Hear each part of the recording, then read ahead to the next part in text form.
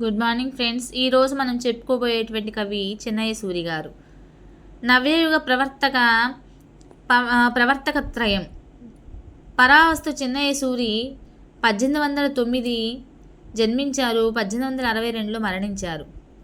కక్కొండ వెంకటరత్నం క్రీస్తు శకం 1842 జన్మించారు, 1915 మరణించారు. కందుకూరి వీరేశలింగం గారు 1848 జన్మించారు, 1919లో మరణించారు. పరావస్తు చిన్నయ్య సూరి 1809లో జన్మించారు, 1862లో మరణించారు. ఈయన యొక్క తల్లిదండ్రులు శ్రీనివాసాంబ వెంకట రామాచార్యులు. పరావస్తు చిన్నయ్య సూరి గారు పెరంబూదురు చెంగల్పట్లో జన్మించారన్నమాట. ఆయన యొక్క జన్మస్థలం అది. రావిపాటి గురుమూర్తి శాస్త్రి గారు చిన్నయ్య సూరి గారికి గురువు. ఈస్ట్ ఇండియా కంపెనీ వారు సుప్రీంకోర్టులో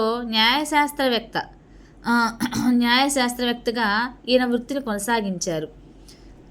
పరావస్తు చిన్నయ్య గారి ప్రసిద్ధ కావ్యాలు ఈయన సంస్కృత, ఆంధ్ర, ప్రాకృత, ద్రావిడ భాషల యందు పండితుడిగా ఈయన ప్రసిద్ధ కావ్యాలను రచించారు. బిరుదు వచ్చేసి పరావస్తు చిన్నయ్య గారి బిరుదు వచ్చేసి సూరి. పరావస్తు చిన్నయ్యకు సూరి అనే బిరుదు ఇచ్చింది ఆల్బర్ట్ నాట్ దొర. ఈయన సుజనరంజని అనే పత్రికను స్థాపించారు. పరావస్తు చిన్నయ్య గారి రచనలు నీతి చంద్రిక గద్య రచన 1853లో ఆల్బర్ట్ నాట్ దొరకు అంకితమిచ్చారు. బాల వ్యాకరణం 1858వ సంవత్సరంలో రచించారు.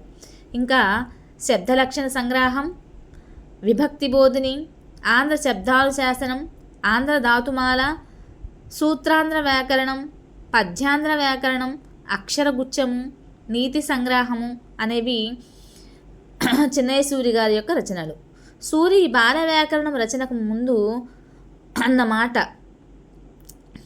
దృక్పదర్శనమగు దెలిపెద నిండు లక్షణము అని పరావస్తు చిన్నయ్య సూరి గారు అన్నారు.